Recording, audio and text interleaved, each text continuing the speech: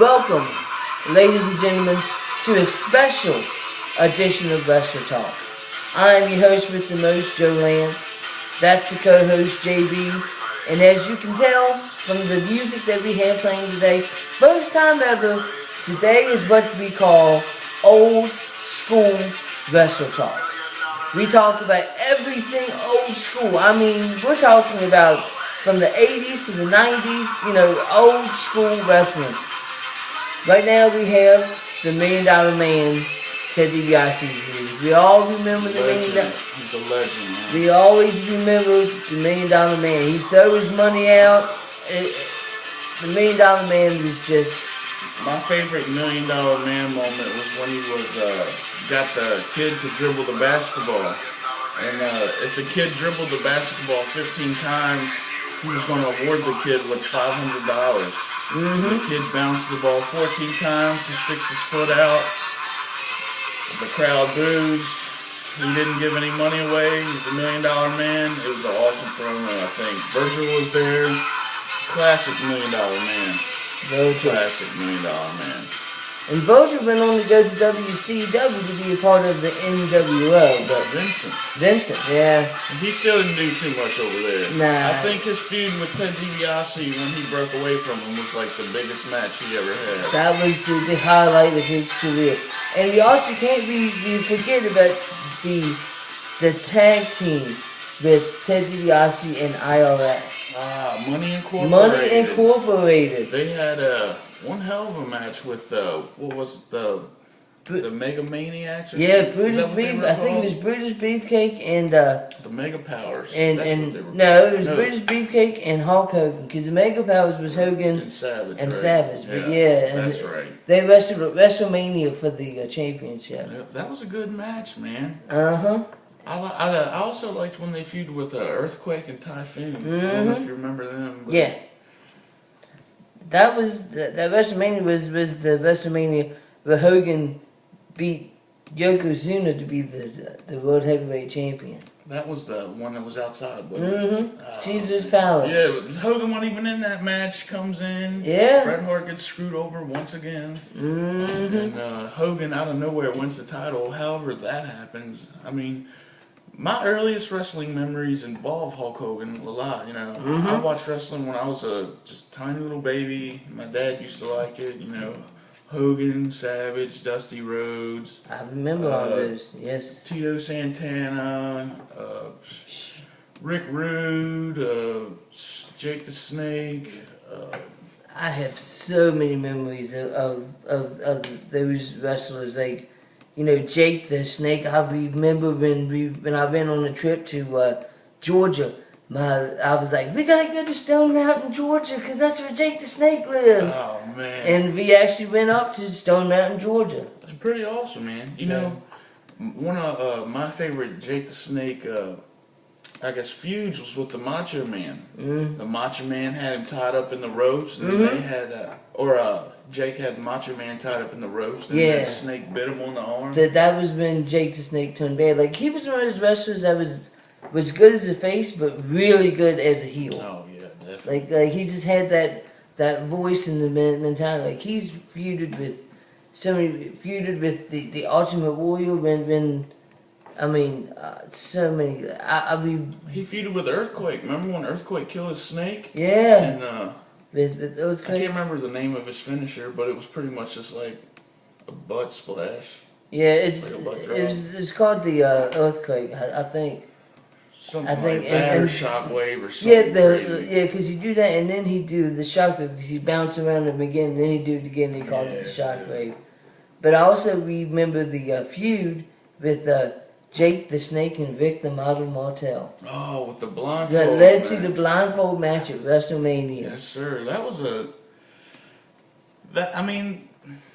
for that time, that match was awesome. Watching it now, it's kind of...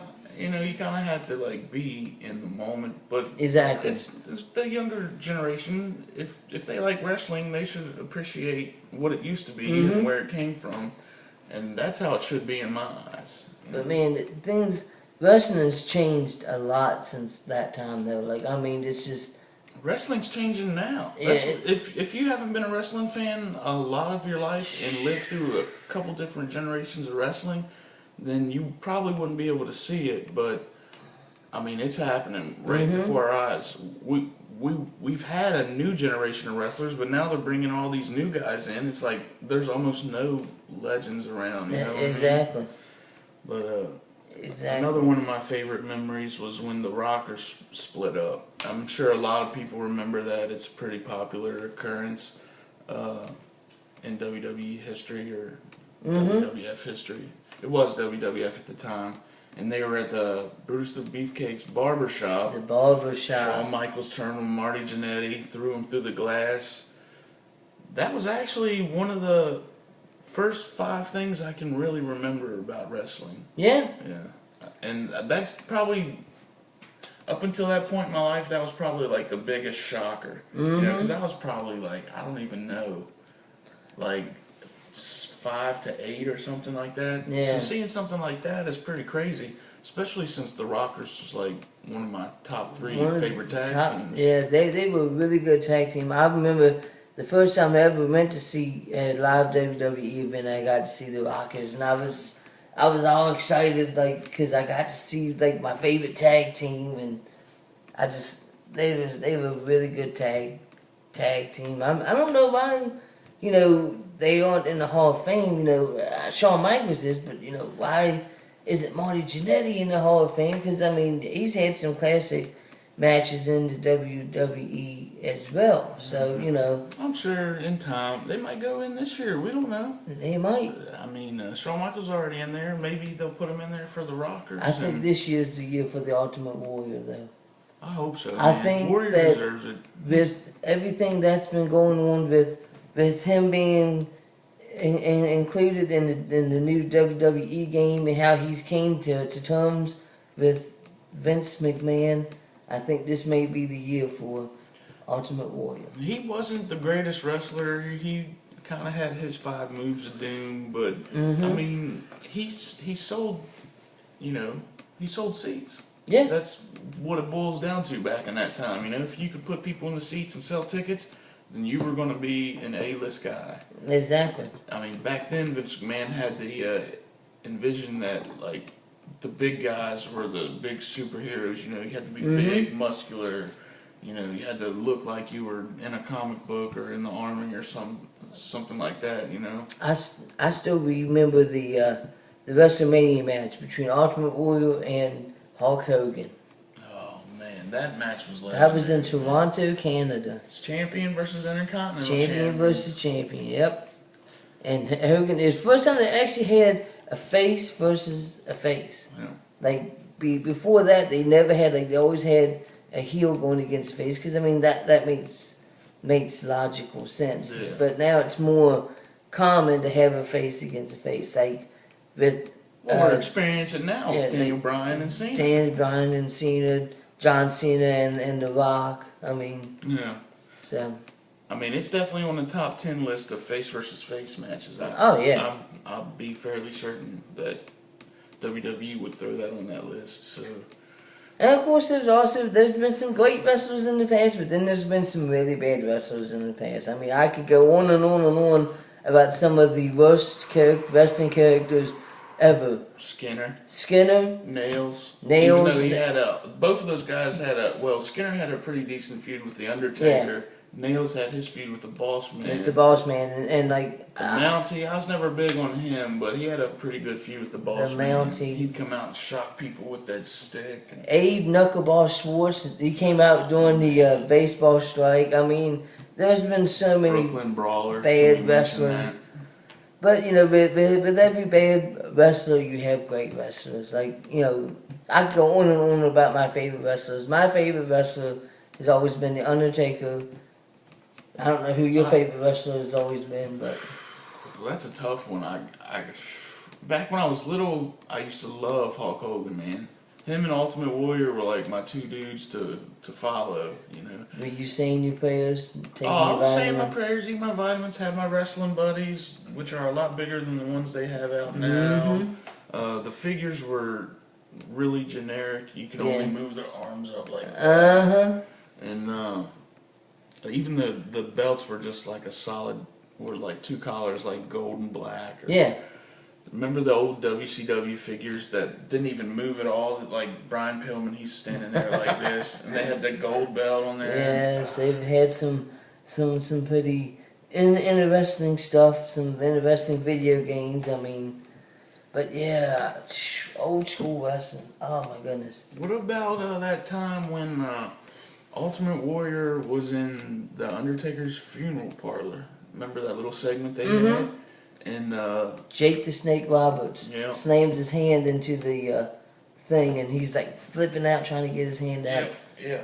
And that one time, the Warrior, like the Undertaker, like did something to the Warrior, but he like made him like puke up all this green stuff. That wasn't the Undertaker. That was Papa Shango. Was it Papa Shango? That was Papa Shango, because he had this thing where he'd make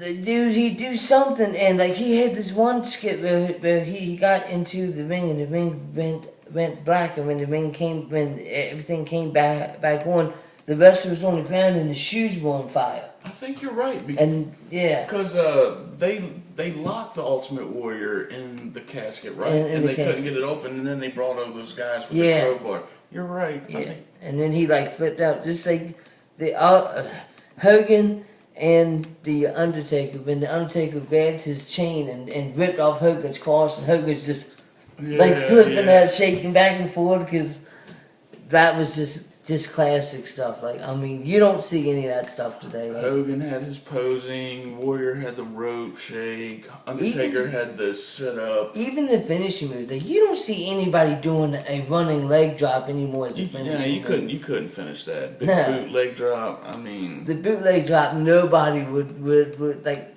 you can't do that anymore. If you can kick out of the crossroads nowadays, there should be no reason you couldn't kick out of a leg drop. Exactly, out of a running leg drop. Unless it's done by Hogan, then maybe it's just Hogan has this enormous, powerful leg drop that just... Maybe he's got steel and plated instead of bones.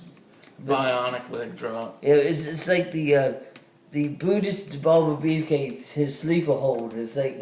Oh, man. Yeah, well, I mean, I can see the sleeper hold still working. Dolph makes that look pretty good sometimes, but, you know, taking the wind out of somebody rather than hitting them with a leg drop is just like, You know what I mean? So I had a question asked to me that what I thought was the greatest finishing move of all time. This is from a friend of ours by the name of Ronnie Lemon. I'm plugging you. He would say that his favorite finishing move was the sharpshooter. I like the sharpshooter. I agree that the sharpshooter is definitely a bad move, but my move was always Jake the Snake's DDT. DDT. I don't even know what I would consider my favorite finisher. Right now, in present times, it would be the Crossroads GTS or the F5. Mm-hmm. Back then, well, a couple years ago, it would have been the Stone Cold Stunner, you know, Sweet Chin Music, Tombstone Pile Driver. Mm-hmm. But, I don't know. I always liked Bam Bam Bigelow's flying headbutt off the top rope. Flying headbutt. It's been so long since I've seen that. Like, Chris Benoit used to do it too, but... Yeah, we know what happened with that. But I was watching Major Payne the other day, and I forgot that Bam Bam Bigelow was in that movie. I didn't know he was in it. I'll have to watch it again. Oh, man, he gets stomped out by Major Payne, dude. The kids try to hire someone to beat Major Payne up and get him kicked out and expelled. Doesn't work. Wrestlers have been in movies forever. Terry Funk was in Roadhouse. Yeah, Roadhouse, Suburban Commando, Mr. Nanny. Yeah. What's that, Thunder in Paradise show? Thunder in Paradise, yeah. Undertaker's been in a couple movies. There's actually a movie, it's like... Undertaker was in Suburban Commando. Yeah, I know. Yeah. And there's a movie that they filmed in India that has The Undertaker fighting Crush. Oh, wow. Back when Crush wore the face paint and the black, purple, and silver suit, like when he was feuding with Doink and Macho Man. I remember that.